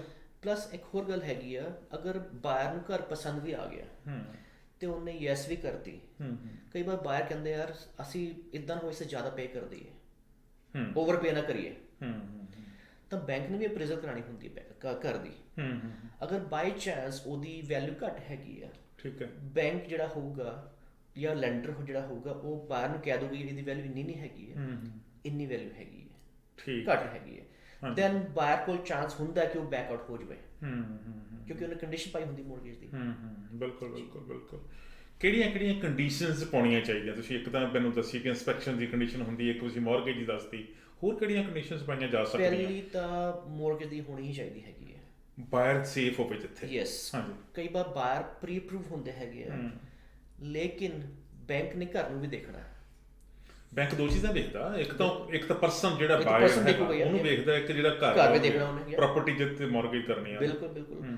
ਹੁਣ ਲੈਟਸ ਸੇ ਕੋਈ ਬਾਇਰ ਅਪਰੂਵ ਹੈਗਾ $1 ਮਿਲੀਅਨ ਤੇ ਉਹਨੇ ਘਰ ਬਾਇ ਕਰ ਲਿਆ ਹੈਗਾ 8 ਲੱਖ ਦਾ, ਲੇਕਿਨ ਉਹ ਘਰ ਦੀ ਵੈਲਿਊ ਹੈਗੀ 4 ਲੱਖ ਦੀ, ਖਤਮ। ਹਾਂਜੀ, ਵੱਡੇ ਸ਼ਹਿਰਾਂ 'ਚ ਇਸ ਤਰ੍ਹਾਂ ਹੀ ਹੈ, ਇਦਾਂ ਹੁੰਦਾ ਹੈ। ਤੇ ਬੈਂਕ ਨੇ ਬੰਦਾ ਵੀ ਦੇਖਣਾ ਹੈਗਾ, ਬਾਹਰ ਦੇਖਣਾ ਹੈ ਤੇ ਘਰ ਵੀ ਦੇਖਣਾ, ਦੋਨੋਂ ਐਸਪੈਕਟ ਉਹਦੇ ਵਾਸਤੇ ਦੋਨੋਂ ਦੇਖਣੇ ਹੈ, ਇਕੁਅਲੀ ਵੈਲਿਊਏਬਲ ਹੈਗੇ। ਬੈਂਕ ਨੇ ਆਪਣੇ ਨੂੰ ਕਵਰ ਕਰਨਾ। ਅੱਛਾ ਜੀ, ਹੁਣ ਫਿਰ ਆਪਾਂ ਉੱਥੇ ਆ ਜਾਈਏ। ਇੱਕ ਤਾਂ ਹੋ ਗਈ ਕਿ ਇਨਸਪੈਕਸ਼ਨ ਹੋਣੀ ਚਾਹੀਦੀ ਆ, ਇੱਕ ਮੌਰਗੇਜ ਦੀ ਗੱਲ ਹੋਣੀ ਚਾਹੀਦੀ, ਇਸ ਤੋਂ ਇਲਾਵਾ ਹੋਰ ਵੀ ਬਹੁਤ ਕੁਝ ਹੋ ਸਕਦਾ। ਮੇਨ ਜਿਹੜੀ ਹੁੰਦੀ ਹੈ ਅਪਲਾਈਐਂਸਸ ਵਗੈਰਾ ਦੇ ਬਾਰੇ ਵੀ ਕੁਝ ਲਿਖਿਆ ਜਾ ਸਕਦਾ। ਅਪਲਾਈਐਂਸ ਵਿੱਚ ਮੈਂ ਆਪਣੀ ਆਫਰ ਵਿੱਚ ਕੀ ਲਿਖਦਾ ਕਿ ਜਿੰਨੇ ਵੀ ਅਪਲਾਈਐਂਸਸ ਹੁੰਦੇ ਆ, ਇੱਕ ਤਾਂ ਜਿਹੜੇ ਸ਼ੋਇੰਗ ਸੀਗੇ ਉਹੀ ਹੋਣ, ਕਿਉਂਕਿ ਕਈ ਵਾਰ ਸੈਲਰ ਵੀ ਕਾਫੀ ਸ਼ਾਤਰ ਹੁੰਦੇ ਆ, ਉਹਨੇ ਨਵੇਂ ਅਪਲਾਈਐਂਸਸ ਲਏ ਸੀਗੇ, ਚੇਂਜ ਕਰੋ। ਉਹ ਯੈਸ ਹੁੰਦਾ। ਉਹ ਫਿਰ ਕੀ ਕੀਤਾ ਜਾ ਸਕਦਾ? ਲੀਗਲੀ ਤੁਸੀਂ ਫਿਰ ਲੋਅਰ ਕੋਲ ਜਾਓਗੇ, ਬਟ ਹੁਣ ਤੁਹਾਡੇ ਦੈਟਸ ਵਾਈ ਤੁਹਾਨੂੰ ਇੱਕ ਰੀਅਲਟਰ ਚਾਹੀਦਾ ਹੁੰਦਾ ਜੋ ਕਿ ਤੁਹਾਨੂੰ ਰਿਪਰੈਜ਼ੈਂਟ ਕਰੇ। ਮੇਰਾ ਕੀ ਹੁੰਦਾ ਕਿ ਜਦੋਂ ਅਸੀਂ ਘਰ ਜਾਣਾ ਦੇਖਣ ਦੇ ਲਈ, ਜੋ ਅਪਲਾਈਐਂਸਸ ਹੁੰਦੇ ਉੱਥੇ ਲੱਗੇ ਹੋਏ, ਮੈਂ ਆਫਰ 'ਚ ਲਿਖਣਾ ਕਿ ਜੋ ਅਪਲਾਈਐਂਸਸ ਸੀਗੇ as scene of the property, ਉਹ ਉੱਤੇ ਹੋਣੇ ਚਾਹੀਦੇ ਆ। ਐ ਨਹੀਂ ਕਿ ਸੈਲਰ ਚੇਂਜ ਕਰ ਦੇਵੇ ਕਿ ਵੀ ਮੈਂ ਨਵੀਂ ਫ੍ਰਿਜ ਲਈ ਸੀਗੀ ਹੁਣ ਮੈਂ ਪੁਰਾਣੀ ਪਾ ਦੇਵਾਂ। ਇਹਦਾ ਮਤਲਬ ਤੁਹਾਨੂੰ ਜਦੋਂ ਬਾਇਰ ਵਿਜ਼ਿਟ ਕਰਨ ਜਾਂਦਾ, ਦੇਖਦਾ, ਘਰ ਵੇਖਣ ਜਾਂਦਾ, ਉਹਨੂੰ ਤਕਰੀਬਨ ਇਹ ਗੱਲ ਨੋਟ ਕਰ ਲੈਣੀ ਚਾਹੀਦੀ ਵੀ ਇਹੋ ਜਿਹੇ ਅਪਲਾਈਐਂਸਸ ਉੱਥੇ ਪਏ ਆ, ਚੀਜ਼ ਹੈਗੀ।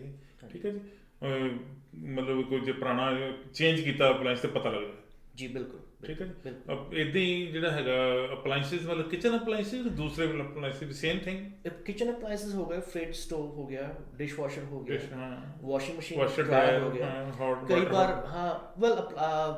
ਉਹ ਤਾਂ ਖੈਰ ਚੇਂਜ ਨਹੀਂ ਹੋਣਾ, ਉਹ ਨਹੀਂ ਕਰੂਗੇ ਕੋਈ ਚੇਂਜ। ਬਟ ਸੈਲਰ ਕਈ ਵਾਰ ਕੀ ਹੁੰਦਾ ਕਿ ਮੰਨ ਲਓ ਮੈਂ ਆਪਣਾ ਘਰ ਵੇਚਣਾ, ਵੇਚਣ ਤੋਂ ਪਹਿਲਾਂ ਹੀ ਮੇਰੇ ਲਾਂਡਰੀ ਖਰਾਬ ਹੋ ਗਈ ਤੇ ਮੈਂ ਨਵੀਂ ਲਾ ਕੇ ਰੱਖਤੀ, 2 ਮਹੀਨੇ ਬਾਅਦ ਮੇਰਾ ਪ੍ਰੋਗਰਾਮ ਬਣ ਗਿਆ ਚਲੋ ਘਰ ਵੇਚੀਏ, ਮੈਨੂੰ ਹੋ ਗਿਆ ਯਾਰ ਮੈਂ 4000 ਦੀ ਲਾਂਡਰੀ ਲੈ ਕੇ ਆਇਆ ਸੀਗਾ, ਉਹ ਵੀ ਨਾਲ ਜਾ ਰਹੀ ਹੈਗੀ ਹੈ, ਮੈਂ ਨਾਲ ਲੈ ਜਾ ਤੇ ਕੋਈ ਹੋਰ ਰੱਖ ਦਾਂਗਾ। ਲੇਕਿਨ ਅਗਰ ਰੀਅਲਟਰ ਲਿਖਿਆ ਹੋਊਗਾ ਕਿ ਜਿਹੜੇ ਅਪਲਾਈਐਂਸਸ ਦੇਖੇ ਸੀ ਘਰ ਦੇ ਵਿੱਚ ਉਹ ਹੀ ਹੋਣੇ ਚਾਹੀਦੇ ਹੈਗੇ ਆ, ਫਿਰ ਲੀਗਲੀ ਮੈਂ ਕੁਝ ਨਹੀਂ ਕਰ ਸਕਦਾ। ਠੀਕ ਅਗਰ ਕਰਾਂਗਾ ਵੀ ਫਿਰ ਦੇ ਕੈਨ ਕਮ ਆਫਟਰ ਮੀ। ਠੀਕ ਹੈ। ਇਹ ਸਾਰਾ ਕੁਝ ਜਿਹੜਾ ਓਨਰ ਆਕੂਪਾਈਡ ਜਿਹਨੇ ਬੰਦੇ ਨੇ ਫੈਮਿਲੀ ਨੇ ਰਹਿਣਾ ਉਹੀ ਜ਼ਿਆਦਾ ਇਹ ਗੱਲਾਂ ਵੱਲ ਧਿਆਨ ਦਿੰਦੇ ਆ, ਜਾਂ ਜਿਹਨੇ ਰੈਂਟ ਤੇ ਦੇਣਾ ਉਹ ਕਹਿੰਦਾ ਕੋਈ ਗੱਲ ਨਹੀਂ ਪੁਰਾਣੇ ਤੇ ਫਿਰ ਕੀ ਆ, ਜੇ ਖਰਾਬ ਮੋਸਟਲੀ ਓਨਰ ਆਕੂਪਾਈਡ ਵਿੱਚ ਹੁੰਦਾ ਹੈਗਾ। ਮੋਸਟਲੀ ਓਨਰ ਆਕੂਪਾਈਡ ਵਿੱਚ ਇਹ ਗੱਲਾਂ ਧਿਆਨ ਰੱਖਣੀਆਂ ਚਾਹੀਦੀਆਂ। ਬਿਲਕੁਲ। ਜਿਹੜੇ ਰੈਂਟਲ ਪ੍ਰਾਪਰਟੀ ਲੈਂਦੇ ਉਹ ਜ਼ਿਆਦਾ ਨਹੀਂ ਧਿਆਨ ਉਹ 'ਚ ਵੀ ਕਰਨਾ ਚਾਹੀਦਾ ਹੈਗਾ, ਲੇਕਿਨ ਜਿਹੜੇ ਰੈਂਟਲ ਪ੍ਰਾਪਰਟੀ ਹੈਗੇ ਪਹਿਲਾਂ ਵੀ ਲੈਟਸ ਸੇ ਟੈਨੈਂਟ ਆਕੂਪਾਈਡ ਹੀ ਹੈਗੀ ਆ, ਉਹ ਤੁਹਾਨੂੰ ਪਤਾ ਵੀ ਟੈਨੈਂਟਸ ਕਿੱਦਾਂ ਰਹਿੰਦੇ ਹੈਗੇ। ਅੱਛਾ, ਇੱਕ ਜਿਹੜਾ ਹੈਗਾ ਇਕੋ ਫਰੈਂਡਲੀ ਜਾਂ ਇਹੋ ਜਿਹੀ ਗੱਲ ਆ ਕੋਈ ਨਵੇਂ ਘਰ ਜਿਹੜੇ ਬਿਲਡ ਹੁੰਦੇ ਆ, ਤੁਸੀਂ ਨਵੇਂ ਘਰ ਵੀ ਵੇਚਦੇ ਹੋ, ਸਮਾਰਟ ਹੋਮ ਦੀ ਗੱਲ, ਇਹ ਤੇ ਜਿਹੜੇ ਪ੍ਰੀ ਬਿਲਡ ਘਰ ਹੈਗੇ ਉਹਨਾਂ 'ਚ ਕੀ ਫਰਕ ਹੈ? ਹੁਣ ਜਿਹੜੀ ਟੈਕਨੋਲੋਜੀ ਚੇਂਜ ਹੋਈ ਜਾ ਰਹੀ ਹੈਗੀ ਹੈ, ਨਵੇਂ ਘਰਾਂ ਵਿੱਚ ਕਈ ਬਿਲਡਰ ਕੀ ਕਹਿੰਦੇ ਹੈਗੇ ਕਿ ਉਹ ਸਭ ਲਗਵਾ ਲਓ, ਥੀਏਟਰ ਰੂਮ ਬਣਦਾ ਹੈਗਾ ਫੋਰ ਐਗਜ਼ਾਮਪਲ, ਬਲਾਈਂਡਸ ਲੱਗਦੇ ਹੈਗੇ ਆ, ਉਹ ਸਾਰੇ ਥਰੂ ਯੋਰ ਫੋਨ ਆਪਰੇਟ ਹੋਣੇ ਆ। ਈਵਨ ਥਰਮੋਸਟੈਟ ਹੋ ਗਿਆ, ਤੁਸੀਂ ਘਰੇ ਹੈ ਨਹੀਂ, ਤੁਸੀਂ ਘਰੇ ਆ ਰਹੇ ਹੈਗੇ ਹੋ ਤੇ -40 ਹੈਗਾ, ਤੁਸੀਂ ਟੈਂਪਰੇਚਰ ਆਪਣੇ ਫੋਨ ਤੋਂ ਹੀ ਕੰਟਰੋਲ ਕਰ ਲਓ ਵੀ ਜਦੋਂ ਮੈਂ ਘਰ ਪਹੁੰਚਾਂਗਾ ਘਰ ਗਰਮ ਹੋ ਜਾਵੇ। ਉਹਨੂੰ ਹੁਣ ਸਮਾਰਟ ਹੋਮ ਕਹਿੰਦੇ ਹੈਗੇ ਆ। ਤੁਹਾਡਾ ਥੀਏਟਰ ਰੂਮ ਬਣਿਆ ਹੋਇਆ, ਤੁਸੀਂ ਐਂਟਰ ਕੀਤਾ, ਉੱਥੇ ਆਈਪੈਡ ਲੱਗਿਆ ਹੋਊਗਾ, ਤੁਸੀਂ ਕਿਹਾ ਮੈਂ ਗੇਮ ਖੇਡਣੀ ਹੈਗੀ ਹੈ, ਟੀਵੀ ਆਟੋਮੈਟਿਕ ਔਨ ਹੋ ਜਾਊਗਾ ਗੇਮ ਵਾਲੇ ਚੈਨਲ ਤੇ, ਤੁਹਾਡੀ ਗੇਮ ਔਨ ਹੋ ਜੂਗੀ, ਤੁਹਾਡੀ ਲਾਈਟਿੰਗ ਇੱਦਾਂ ਹੋ ਜੂਗੀ ਤੁਸੀਂ ਜੋ ਤੁਸੀਂ ਚਾਹੁੰਦੇ ਹੈ, ਜੋ ਸੈਟਅਪ ਕੀਤਾ ਹੋਇਆ ਹੈ। ਅੱਛਾ ਜੀ। ਤੁਸੀਂ ਕਹਿੰਦੇ ਮੂਵੀ ਦੇਖਣੀ ਹੈਗੀ ਹੈ, ਸਾਰਾ ਕੁਝ ਚੇਂਜ ਹੋ ਜਾਊਗਾ, ਬਲਾਈਂਡ ਥੱਲੇ ਹੋ ਜਾਣਗੀਆਂ। ਸਮਾਰਟ ਹੋਮ ਇਹ ਪ੍ਰਾਈਸ ਵੀ ਤਾਂ ਇਨਕਰੀਜ਼ ਕਰਨਗੀਆਂ ਚੀਜ਼ਾਂ। ਪ੍ਰਾਈਸ ਜਿੰਨਾ ਗੁੜ ਖਾਓਗੇ ਪਾਓਗੇ ਨਾ ਮਿੱਠਾ ਹੀ ਜਾਣਾ, ਉਹਨਾਂ ਮਿੱਠਾ ਹੋ ਜਾਣਾ। ਠੀਕ ਠੀਕ। ਪਰ ਮਿੱਠਾ ਜ਼ਿਆਦਾ ਕਹਿੰਦੇ ਅੱਜ ਕੱਲ੍ਹ ਚੰਗਾ ਨਹੀਂ ਹੁੰਦਾ, ਡਾਕਟਰ ਕਹਿੰਦੇ ਨਾ ਕਰੋ। ਇਹ ਮਿੱਠਾ ਡਿਫਰੈਂਟ ਹੈਗਾ, ਇਹ ਡਿਫਰੈਂਟ ਮਿੱਠਾ ਹੈ। ਠੀਕ ਹੈ। ਹੋਰ ਕਿਹਨਾਂ ਗੱਲਾਂ ਦਾ ਧਿਆਨ ਰੱਖਣਾ ਚਾਹੀਦਾ ਜੀ ਇੱਕ ਬੀਇੰਗ ਰੀਅਲਟਰ, ਬਾਇਰ ਸਾਈਡ ਰੀਅਲਟਰ ਜੀ? ਤੁਸੀਂ ਕਿਹਨਾਂ ਗੱਲਾਂ ਲਈ ਸਲਾਹ ਦਿੰਦੇ ਹੋ ਆਪਣੇ ਕਲਾਇੰਟ ਨੂੰ, ਜਾਂ ਕਮਿਊਨਿਟੀ ਦੇ ਵਿੱਚ ਤੁਸੀਂ ਤੁਹਾਡੀ ਇਹ ਗੱਲ ਸਾਰੀ ਜਿਹੜੀ ਹੈ ਕਮਿਊਨਿਟੀ 'ਚ ਫੈਲ ਜਾਣੀ ਹੈ ਕਿ Baneet Jassal vice of India ਦੇ ਸਟੂਡੀਓ 'ਚ ਬੈਠ ਕੇ ਸਾਨੂੰ ਸਲਾਹ ਦੇ ਰਿਹਾ, ਕੀ ਸਲਾਹ ਦਿੰਦੇ ਹੋ ਬਾਇਰ ਨੂੰ? ਸਭ ਤੋਂ ਪਹਿਲੀ ਗੱਲ ਆਪਣੀ ਅਪਰੂਵਲ ਦੇਖੋ, ਤੁਹਾਡੀ ਬਾਇੰਗ ਪਾਵਰ ਕੀ ਹੈਗੀ ਹੈ। ਇਹ ਨਾ ਕਹੋ ਕਿ ਕਿਸੇ ਹੋਰ ਨੇ, ਮੇਰੇ ਫਰੈਂਡ ਨੇ ਜਾਂ ਕਿਸੇ ਰਿਸ਼ਤੇ ਨੇ ਵੱਡਾ ਕਰ ਲਿਆ ਮੈਂ ਵੀ ਲੈਣਾ। ਬਹੁਤ ਇੰਪੋਰਟੈਂਟ ਚੀਜ਼ ਹੈਗੀ, ਕਿਉਂਕਿ ਘਰ ਤਾਂ ਤੁਸੀਂ ਲੈ ਲੈਂਦੇ ਹੈਗੇ ਹੋ, ਲੇਕਿਨ ਜਦੋਂ ਬਾਅਦ ਚੋਂ ਬਿੱਲ ਆਉਂਦੇ ਹੈਗੇ, ਪੇਮੈਂਟ ਤਾਂ ਤੁਸੀਂ ਪ੍ਰੋਪਰਟੀ ਟੈਕਸ ਆਉਂਦਾ ਹੈਗਾ, it's very hard to pay. ਕਈ ਵਾਰ ਕਈ ਲੋਕ ਘਰ ਵੀ ਵੇਚਦੇ ਹੈਗੇ ਅਗਲੇ ਸਾਲ 2 ਸਾਲ ਬਾਅਦ ਵੀ ਹੁਣ ਮੈਨੇਜ ਨਹੀਂ ਹੋ ਰਿਹਾ, ਵੇਚਣਾ ਪੈ ਗਿਆ ਇਸ ਕਰਕੇ, ਮਤਲਬ ਡਾਊਨ ਸਾਈਜ਼ ਕਰਨਾ ਪੈ ਰਿਹਾ। ਬਿਲਕੁਲ ਇਹ ਬਹੁਤ ਇੰਪੋਰਟੈਂਟ ਚੀਜ਼ ਹੈਗੀ ਕਿ ਆਪਣੀ ਪਹਿਲਾਂ ਪਾਕਟ ਦੇਖੋ, ਤੁਹਾਡੀ ਕੀ ਬਾਇੰਗ ਪਾਵਰ ਹੈਗੀ ਹੈ, ਉਹਦੇ ਹਿਸਾਬ ਨਾਲ ਹੀ ਕਰ ਲਓ। ਠੀਕ ਹੈ, ਜ਼ਿਆਦਾ ਨਾ ਲਓ। ਠੀਕ ਹੈ। ਤੇ ਸੈਕਿੰਡ ਚੀਜ਼ ਹੁੰਦੀ ਹੈਗੀ ਏਰੀਆ। ਕਈ ਵਾਰ ਕਈ ਬਾਇਰਸ ਕੰਪਰੋਮਾਈਜ਼ ਕਰਦੇ ਕਿ ਚਲੋ ਮੈਂ ਇੱਥੇ ਨਹੀਂ ਘਰ ਲੈਣਾ, ਮੈਂ ਉੱਥੇ ਲੈ ਲਵਾਂ, ਲੇਕਿਨ ਬਾਅਦ ਚ ਕਹਿੰਦੇ ਯਾਰ ਅਸੀਂ ਆਪਣੇ ਤੋਂ ਦੂਰ ਹੋ ਗਏ। ਠੀਕ ਹੈ। ਆਪਣੇ ਮਤਲਬ ਕਮਿਊਨਿਟੀ ਤੋਂ ਵੀ ਦੂਰ, ਜਾਂ ਰਿਸ਼ਤੇਦਾਰ ਤੋਂ। ਹਾਂਜੀ ਬਿਲਕੁਲ ਬਿਲਕੁਲ।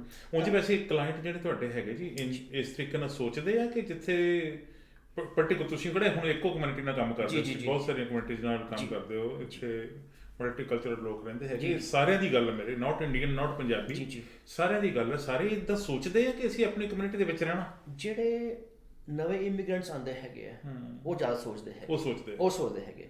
ਜਿਹੜੇ ਜਾਂ ਤਾਂ ਪਹਿਲਾਂ ਤੋਂ ਰਹਿ ਰਹੇ ਇੱਥੇ ਜਾਂ ਫਿਰ ਜਿਹੜੇ ਕੈਨੇਡੀਅਨ ਬੌਰਨ ਵਗੈਰਾ ਹੈਗੇ ਉਹ ਇਹਨਾਂ ਦੀ ਫਿਕਰ ਨਹੀਂ ਕਰਦੇ, ਬਿਕਾਜ਼ ਸਪੈਸ਼ਲੀ ਛੋਟਾ ਸ਼ਹਿਰ ਹੈਗਾ ਵਿਨੀਪੈਗ, ਇੱਕ ਐਂਡ ਤੋਂ ਦੂਜੇ ਐਂਡ ਵਿੱਚ ਤੁਸੀਂ ਹਾਫ ਆਵਰ ਪਹੁੰਚ ਜਾਓਗੇ। ਲੇਕਿਨ ਜਿਹੜੇ ਨਵੀਂ ਕਮਿਊਨਿਟੀ, ਜਿਹੜੇ ਨਵੇਂ ਇਮੀਗ੍ਰੈਂਟਸ ਹੈਗੇ ਆ ਸਪੈਸ਼ਲੀ ਬੱਚਿਆਂ ਵਾਲੇ, ਉਹ ਕਹਿੰਦੇ ਨਾਲ ਹੋਣ, ਬੇਬੀ ਸਿਟਿੰਗ ਦਾ ਕੋਈ ਇਸ਼ੂ ਨਾ ਹੋਵੇ ਇਨ ਫਿਊਚਰ, ਜਦੋਂ ਜੌਬ ਤੇ ਜਾਣਾ ਜਾਂ ਕੋਈ ਪ੍ਰੋਬਲਮ ਪਰ ਝੱਟ ਇਕੱਠੇ ਹੋ ਜਾਣਗੇ, ਇੱਕ ਦੂਜੇ ਨਾਲ ਮੇਲ ਮਿਲਾਪ ਜ਼ਿਆਦਾ ਰੱਖਣ ਦੀ। ਬਿਲਕੁਲ। ਇੱਕ ਰੀਅਲਟਰ ਦੇ ਤੌਰ ਤੇ ਤੁਸੀਂ ਦੱਸੋ ਜੀ, ਜਿਵੇਂ ਮੈਂ ਪਹਿਲਾਂ ਕਿਹਾ ਕਿ ਜਿਹੜਾ 2020 ਈਅਰ ਸੀ, ਲੱਗਦਾ ਸੀਗਾ ਕਿ ਇਹ ਤਾਂ ਘਰ ਵਿਕਣਾ ਹੀ ਨਹੀਂ, ਲੋਕਾਂ ਨੇ ਬਾਏ ਕਰਨਾ ਹੀ ਨਹੀਂ, ਇੱਥੇ ਤਾਂ ਹਾਲਤ ਤੇ ਬਣੀ ਪਈ ਕਿ ਜਿੰਦਾ ਰਹਿਣਾ ਕਿ ਨਹੀਂ ਰਹਿਣਾ। ਫਿਰ ਵੀ ਮਾਰਕੀਟ ਜਿਹੜੀ ਸੀ ਬੜੀ ਹੌਟ ਰਹੀ, ਬੜੀ ਅਪ ਰਹੀ, ਬਾਇਰ ਮਾਰਕੀਟ ਨਹੀਂ ਸੀ, ਸੈਲਰ ਮਾਰਕੀਟ ਸੀ। ਕੀ ਐਕਸਪੈਕਟ ਕਰਦੇ ਹੋ ਇਸ ਸਾਲ 'ਚ? ਜਿਹੜੀ ਮਾਰਕੀਟ ਹੁੰਦੀ ਹੈਗੀ ਹਾਊਸਿੰਗ ਦੀ, ਉਹ ਵੈਰੀ ਅਨਪ੍ਰੈਡਿਕਟੇਬਲ ਹੈ। ਆਲਵੇਜ਼ ਹੋਇਆ ਕੀ ਹੈਗਾ ਕਿ ਬਿਕਾਜ਼ ਆਫ ਲੰਬਰ ਜਿਹੜਾ ਕਾਸਟ ਵਧ ਗਿਆ, ਜਿਹੜੇ ਵੱਡੇ ਬਿਲਡਰ ਸੀਗੇ, ਛੋਟੇ ਬਿਲਡਰਸ ਵੀ ਉਹਨਾਂ ਨੇ ਆਪਣੇ ਘਰਾਂ ਦੇ ਕਾਸਟ ਪ੍ਰਾਈਸ ਵਧਾਤੇ, ਉਸ ਕਰਕੇ ਪੁਰਾਣੇ ਘਰਾਂ ਦੀ ਮਾਰਕੀਟ ਨੂੰ ਵੀ ਫਰਕ ਪੈ ਗਿਆ। ਜਿਹੜੇ ਕਿ ਕਹਿੰਦੇ ਸੀ ਅਸੀਂ ਨਵਾਂ ਘਰ ਲੈਣਾ ਹੈਗਾ, ਜੋ ਘਰ ਸੀਗਾ 4 ਲੱਖ ਦਾ ਹੁਣ ਹੋ ਗਿਆ 480 ਦਾ, 490 ਦਾ, ਉਹ ਫਿਰ ਭੱਜਦੇ ਸੀਗੇ ਨਵੇਂ ਪੁਰਾਣੇ ਘਰਾਂ ਨੂੰ। ਉਸ ਕਰਕੇ ਡਿਮਾਂਡ ਐਂਡ ਸਪਲਾਈ, ਰਾਈਟ, ਪੁਰਾਣੇ ਘਰਾਂ ਦੀ ਸਪਲਾਈ ਘੱਟ ਹੈ ਦਾ ਸਪਲਾਈ ਘੱਟ ਹੋਊਗੀ। ਇੱਕ ਮੌਕਾ ਇਦਾਂ ਦਾ ਵੀ ਆਇਆ ਸੀਗਾ ਮੇਰੇ 17 18 2017 2018 ਦੇ ਵਿੱਚ ਯੈਸ ਲੋਕੀ ਪ੍ਰੈਫਰ ਕਰਨ ਲੱਗ ਪਏ ਸੀ ਨਵਾਂ ਘਰ ਬਾਏ ਕਰਨ ਲਈ, ਕਹਿੰਦੇ ਪੁਰਾਣਾ ਵੀ ਉਹਨਾਂ ਦਾ ਨਵਾਂ ਵੀ ਉਹਨਾਂ ਦਾ ਹੈਗਾ। ਇਸ ਤਰ੍ਹਾਂ ਦੀ ਗੱਲ ਹੋਈ ਸੀ ਨਾ ਜੀ, ਹੁਣ ਚੇਂਜ ਹੋ ਗਿਆ ਫਿਰ ਹਲਕਾ ਫਰਕ ਪਿਆ ਹੈਗਾ। ਇਨ ਦਾ ਐਂਡ ਅਸੀਂ ਕੈਲਕੂਲੇਟ ਕਰਦੇ ਹੈਗੇ ਆ ਨਵਾਂ ਵਰਸਸ ਪੁਰਾਣਾ, ਪ੍ਰਾਈਸ ਸਿਮਿਲਰ ਹੀ ਰਹਿੰਦੇ ਹੈਗੇ, ਜ਼ਿਆਦਾ ਫਰਕ ਨਹੀਂ ਪੈਂਦਾ। ਟਿਕਟ ਪ੍ਰਾਈਸ ਜਿਹੜੀ ਹੁੰਦੀ ਹੈਗੀ ਜੋ ਅਸੀਂ ਦੇਖਦੇ ਆ ਕਿ ਵੀ ਉਹ ਘਰ 5 ਦਾ ਹੈਗਾ, 5.5 ਦਾ ਹੈਗਾ, 4 ਦਾ ਹੈਗਾ, ਯੈਸ ਉਹਦੇ ਵਿੱਚ ਕਾਫੀ ਫਰਕ ਹੁੰਦਾ ਹੋਊਗਾ। ਲੇਕਿਨ ਜਦੋਂ ਅਸੀਂ ਮੋਰਗੇਜ ਕੈਲਕੂਲੇਟ ਕਰਦੇ ਹੈਗੇ ਪਰ ਮੰਥ ਦੇ ਹਿਸਾਬ ਨਾਲ, ਫਿਰ ਖਰਚੇ ਵੀ ਦੇਖਣੇ ਹੈ ਕੀ ਪੈ ਰਹੇ ਹੈਗੇ ਆ, ਆਲਮੋਸਟ ਸੇਮ ਹੀ ਹੁੰਦਾ ਆ। ਅੱਛਾ, ਆਲਮੋਸਟ ਸੇਮ ਹੀ ਹੁੰਦਾ ਆ। ਠੀਕ ਹੈ। Yes the big difference is ਕਿ ਨਵੇਂ ਘਰਾਂ ਵਿੱਚ ਤੁਹਾਨੂੰ ਬੇਸਮੈਂਟ ਫਿਨਿਸ਼ ਕਰਨੀ ਪੈਣੀ ਹੈਗੀ ਹੈ, AC ਲਵਾਉਣਾ ਪੈਣਾ, ਸਭ ਕਰਨਾ ਪੈਣਾ, ਬਟ ਬਾਹਰ ਨੂੰ ਪਤਾ ਕਿ ਉਹ ਕਰਨਾ ਹੈ। ਠੀਕ ਹੈ। ਪੁਰਾਣੇ ਘਰਾਂ ਵਿੱਚ ਮੇਬੀ ਉਹਨੂੰ ਸਾਰਾ ਕੁਝ ਮਿਲਦਾ ਪਿਆ ਹੈ, ਲੇਕਿਨ ਕੱਲ ਨੂੰ ਘਰ ਨੂੰ ਕੀ ਹੋ ਜਾਵੇ, ਫਰਨਸ ਖਰਾਬ ਹੋ ਗਈ, ਤੁਹਾਡਾ ਖਰਚਾ ਹੈ, ਕੋਈ ਅਪਲਾਈਐਂਸਿਸ ਹੋ ਗਏ, ਰੂਫ ਲੀਕੇਜ ਹੋ ਗਈ, ਵਿੰਡੋਜ਼ ਦਾ ਕੁਝ ਹੋ ਗਿਆ, ਉਸ ਤੋਂ ਸਾਰਾ ਤੁਹਾਡਾ ਖਰਚਾ ਹੋਣਾ ਹੈ। ਨਵੇਂ ਘਰਾਂ ਵਿੱਚ ਐਟਲੀਸਟ ਉਹ ਸਾਰਾ ਅੰਡਰ ਵਾਰੰਟੀ ਹੁੰਦਾ ਹੈ। 10-15 ਸਾਲ ਲੋੜ ਨਹੀਂ, ਜਿਵੇਂ ਆਪਾਂ ਕਹਿੰਦੇ ਨਵੀਂ ਕਾਰ ਲੈ ਲਈ ਆ 2-4 ਸਾਲ ਤੁਹਾਨੂੰ ਵਰਕਸ਼ਾਪ ਲਈ ਜਾਣ ਦੀ ਲੋੜ ਨਹੀਂ ਪੈਣੀ, ਸਿਰਫ ਆਇਲ ਚੇਂਜ ਕੀਤਾ ਗੱਲ ਖਤਮ। ਜਦੋਂ ਉਹ ਸਾਰੇ ਫੈਕਟਰਸ ਅਸੀਂ ਦੇਖਦੇ ਹੈਗੇ ਆ ਮੰਥਲੀ ਕਰਕੇ, ਰਾਈਟ, ਫਿਰ ਜਿਹੜਾ ਖਰਚਾ ਜਾਂ ਡਿਫਰੈਂਸ ਆ ਜਾਂਦਾ ਹੈਗਾ ਨਵੇਂ ਤੇ ਪੁਰਾਣੇ ਦੇ ਵਿੱਚ ਮੇਬੀ 200-300 ਮੈਕਸਿਮਮ ਉਹ ਰਹਿੰਦਾ। ਜਿਵੇਂ ਬੈਂਕ ਹੁੰਦੇ ਸੀ, ਬੈਂਕ ਦਾ ਟਾਈਮ ਹੈ 10 ਵਜੇ ਤੋਂ ਖੁੱਲ੍ਹਣਾ, 5 ਵਜੇ ਬੰਦ। ਰੀਅਲਟਰ ਦਾ ਕੋਈ ਟਾਈਮ ਨਹੀਂ, 24/7 ਅਵੇਲੇਬਲ। 24/7 ਕਿਵੇਂ ਤੁਹਾਨੂੰ ਕੰਟੈਕਟ ਕੀਤਾ ਜਾ ਸਕਦਾ? ਮੇਰਾ ਨੰਬਰ ਹੈਗਾ 2042905789 ਜਾਂ ਫਿਰ ਮੇਰਾ ਈਮੇਲ ਐਡਰੈਸ ਹੈਗਾ maneetsold@gmail.com। ਮਨੀਤ ਸੋਲਡ ਮਤਲਬ ਜਿਹੜਾ ਆਇਆ ਵਿਕ ਗਿਆ, ਵੇਚਦਾ ਬਸ, ਵੇਚਦਾ। ਠੀਕ ਹੈ, ਬਹੁਤ ਵਧੀਆ ਗੱਲ ਹੈ। ਔਰ ਅਸੀਂ ਦੇਖਦੇ ਰਹਿੰਦੇ ਜੀ ਸੋਸ਼ਲ ਮੀਡੀਆ 'ਤੇ ਤੁਸੀਂ ਬੜੇ ਘਰ ਵੇਚਦੇ ਹੋ, ਲੋਕੀ ਤੁਹਾਡੀ ਸਿਫਤ ਵੀ ਕਰਦੇ ਆ, ਸ਼ਲਾਘਾ ਵੀ ਕਰਦੇ ਆ, ਚੰਗੀ ਗੱਲ ਹੈ, ਤੁਹਾਡਾ ਤਜਰਬਾ ਹੈਗਾ ਔਰ ਇਸ ਤਜਰਬੇ ਦਾ ਸਾਡੀ ਕਮਿਊਨਿਟੀ ਦੇ ਲੋਕਾਂ ਨੂੰ ਫਾਇਦਾ ਲੈਣਾ ਚਾਹੀਦਾ ਹੈ। ਬਹੁਤ ਮਿਹਰਬਾਨੀ ਮਨੀਤ ਜੀ, ਤੁਸੀਂ ਟਾਈਮ ਕੱਢਿਆ ਔਰ ਸਾਡੇ ਨਾਲ ਇੱਥੇ ਆ ਕੇ ਡਿਸਕਸ ਕੀਤਾ। ਨੈਕਸਟ ਟਾਈਮ ਹਾਊਸਿੰਗ ਦੇ ਨਾਲ ਰਿਲੇਟਡ ਕਿਸੇ ਹੋਰ ਟੌਪਿਕ ਤੇ ਗੱਲ ਕਰਾਂਗੇ। ਹੁਣ ਅਸੀਂ ਬਾਇਰ ਸਾਈਡ ਵੱਲੋਂ ਗੱਲ ਕੀਤੀ ਆ, ਕਿਉਂਕਿ ਬਾਇਰ ਮਾਰਕੀਟ ਜਿਹੜੀ ਆ ਉਹ ਬਾਇਰ ਨੇ ਮਾਰਕੀਟ 'ਚ ਆਉਣਾ, ਠੀਕ ਹੈ। ਫਿਰ ਅਸੀਂ ਇਹ ਵੀ ਗੱਲ ਕਰਾਂਗੇ ਕਿ ਰੈਂਟਲ ਪ੍ਰਾਪਰਟੀ ਲੈਣ ਲਈ ਕੀ ਧਿਆਨ ਰੱਖਣਾ ਚਾਹੀਦਾ, ਵੇਚਣਾ ਹੋਵੇ ਘਰ ਤੇ ਫਿਰ ਕੀ ਕਰਨਾ ਚਾਹੀਦਾ, ਵੇਚਣ ਵਾਲੇ ਨੇ ਜੇ ਚੀਜ਼ ਪ੍ਰੈਜ਼ੈਂਟ ਕਰਨੀ ਹੈ ਉਹਦੇ ਲਈ ਤੁਸੀਂ ਵੀ ਗਾਈਡ ਕਰੋਗੇ। ਨੈਕਸਟ ਟਾਈਮ ਇਸ ਟੌਪਿਕ ਤੇ ਗੱਲ ਕਰਾਂਗੇ। ਬਿਲਕੁਲ ਜੀ, thank you very much. Thank you sir, thank you ਜੀ।